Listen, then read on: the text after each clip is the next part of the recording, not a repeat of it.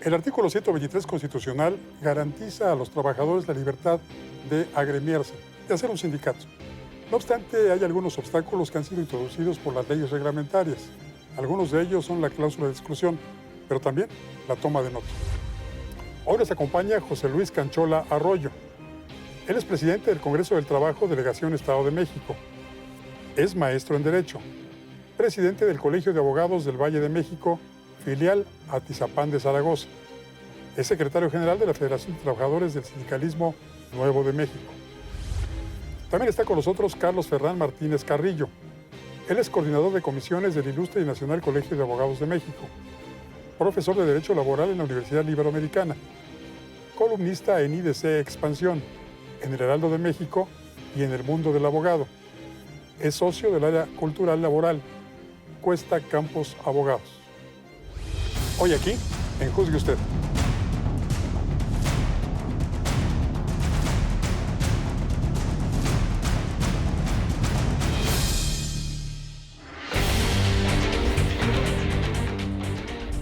Escuchamos muy frecuentemente que determinado organismo sindical está buscando que la autoridad tome nota, la toma de nota, tome nota de su existencia, del cambio de su directiva.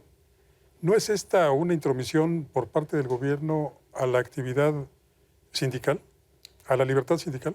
Es un debate muy interesante, Paco. La verdad, la toma de nota, primero que nada, hay que entenderla como la certificación que expide el Estado al momento de tomar nota para efectos de que el sindicato sea reconocido frente a terceros. No hay que olvidar que la toma de nota tiene efectos lisa y llanamente declarativos. El registro del sindicato se da cuando en la asamblea el sindicato determina que se registra y posteriormente a eso el sindicato acude con la autoridad a solicitar su toma de nota, a pedirle a la autoridad que tome nota de la existencia de ese sindicato. La pregunta que planteas es muy pertinente desde que existen ciertas contradicciones legislativas, no solamente a nivel de la propia Ley Federal del Trabajo, sino a propósito de los instrumentos internacionales. En nuestra ley reglamentaria, por una parte, tenemos artículos que nos dicen que se puede constituir un sindicato sin necesidad de autorización previa, pero paralelamente tenemos en otros artículos el tema del registro sindical. Entonces, eso pudiera pensar que se contrapone, sobre todo también si lo vemos a la luz del convenio 87 de la OIT, el artículo 2, que habla básicamente de lo mismo, en donde el sindicato se puede constituir sin necesidad de autorización, lo cual, francamente, es cierto, porque como te digo, hay que distinguir muy claramente que una cosa es el registro y otra cosa es la constitución del sindicato. Primero se constituye, se registra y la autoridad lo único que hace es toma nota para efectos declarativos. ¿Pueden existir dos organizaciones gremiales con una toma de nota para una sola empresa, para una sola dependencia? Sí, claro que sí. ¿Sí? En las empresas hoy en día, y más con todas las reformas de lo de la OIT, donde en una empresa puede haber dos o más sindicatos dentro de una misma empresa. Una sola empresa puede tener diferentes tomas de nota porque son en diferentes estados de la República y también de la competencia que tenga la toma de nota, si es una competencia federal o estatal. Hemos visto recientemente en el caso del Sindicato de Trabajadores Petroleros de la República Mexicana que diferentes organismos gremiales están reclamando la titularidad del contrato. Hay dos o tres, me parece, que están reclamando que se les reconozca que tienen toma de nota, pero pues aparentemente no pueden tomar control del sindicato pese a que tengan la toma de nota. Claro. ¿Por qué se da esto? La titularidad, Paco, primero hay que entender que si tuviéramos que definir a la titularidad en una sola palabra, a mí me gusta ponerle o equipararla con la palabra de mayoría. Titularidad se refiere de manera muy simple al sindicato que tiene la mayoría de los trabajadores, la mayoría de los agremiados. Dicho esto, no debe sorprendernos que en la vida colectiva de nuestro país y en muchas partes del mundo existan este tipo de conflictos. Ahora que estamos viendo lo que yo llamo una redefinición del derecho del trabajo en buena medida, en donde estamos mucho más abiertos a la libre asociación, en donde estamos ratificando instrumentos internacionales que teníamos muchos años sin ratificar, no debe sorprendernos que haya esta coexistencia de sindicatos, estas peleas entre sindicatos, que la verdad no tienen nada de extraño. Los trabajadores tienen la posibilidad, tienen el derecho humano de afiliarse, pero también no hay que olvidar que también tienen el derecho a no afiliarse, que es un derecho que de repente en México como que se nos olvida. Entonces, que no nos espante que existan demandas de titularidad, simplemente son sindicatos buscando legítimamente la representación de los trabajadores y son los propios trabajadores, a través de la prueba del recuento, una votación, quienes eligen al sindicato que debe representarlos y eso le da al sindicato la titularidad del contrato colectivo de trabajo. Eso es, puede haber varios organismos gremiales, varios sindicatos, pero solamente el que tenga la mayoría es el que puede contratar con la empresa, con la dependencia. Correcto. Entendimos. Y hablaba ahora el maestro Ferran de la cláusula de exclusión. Indirectamente lo decía. Señalaba que en México también los trabajadores tenemos derecho a no sindicalizarnos, pero existe esa cláusula. Y los trabajadores que no sean miembros de un sindicato no pueden trabajar en determinada empresa. Yo en eso viene el tema de las reformas. Ahorita en la reforma viene el de que si quiero estar en un sindicato o no quiero estar, ¿no? La libertad sindical, donde tenemos ahorita con el convenio 98. Y te acordás, Paco, en el tema antes, la toma de nota son de competencia federal y local, donde la toma de nota en las locales se las dejaban el Ejecutivo.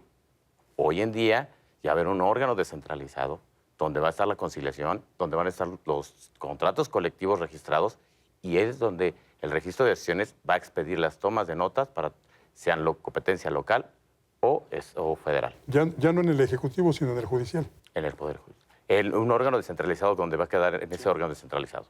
Dentro del Poder Judicial.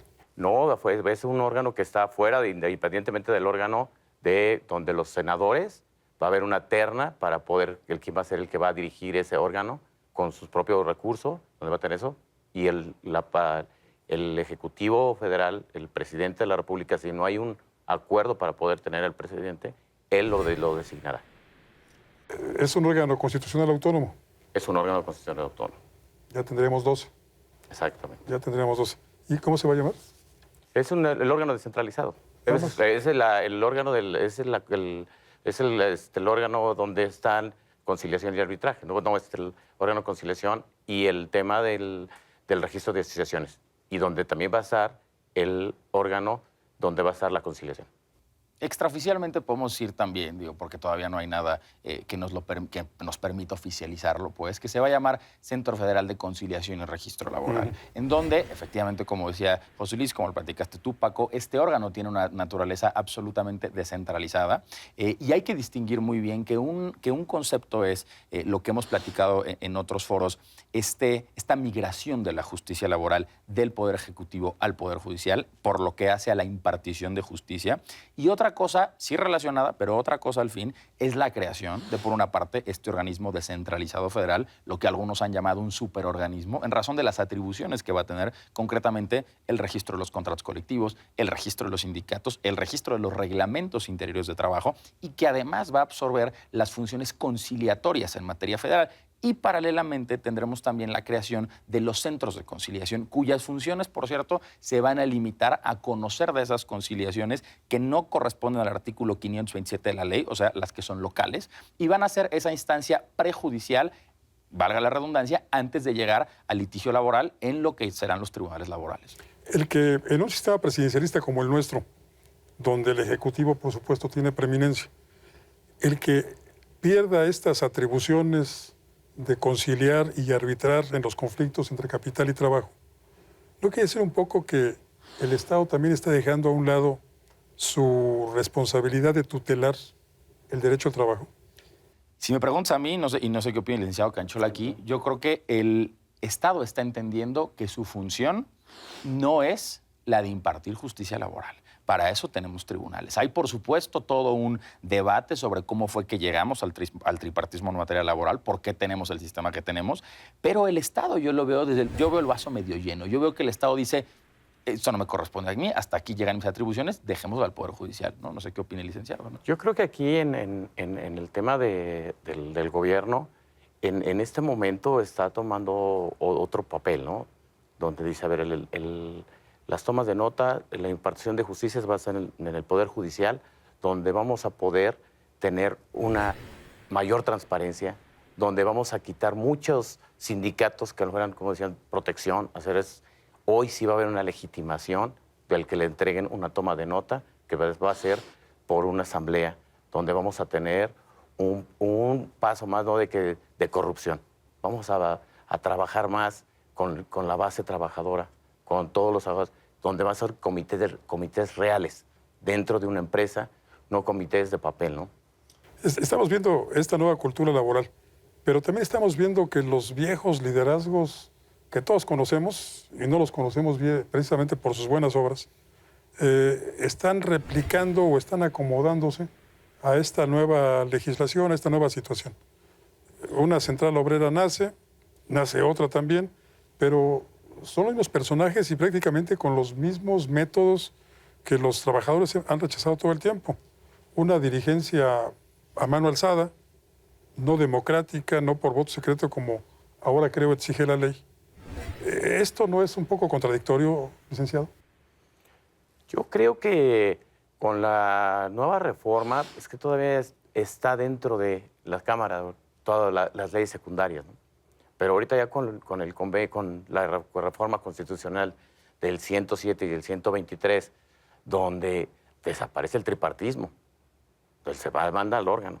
Entonces, ahí es donde el tripartismo funcionó muchos años. Donde se queda el tripartismo, se queda nada más en Infonavit y Infonagot. Hoy va a ser regido por medio de un tribunal. Tripartismo es gobierno, empresa, trabajadores. Así es. Licenciado Canchola, muchas gracias. Buenas noches. Gracias, Paco, por la invitación. Maestro Ferrán, buenas noches, gracias. Al contrario, Paco, muchas gracias. Gracias por venir.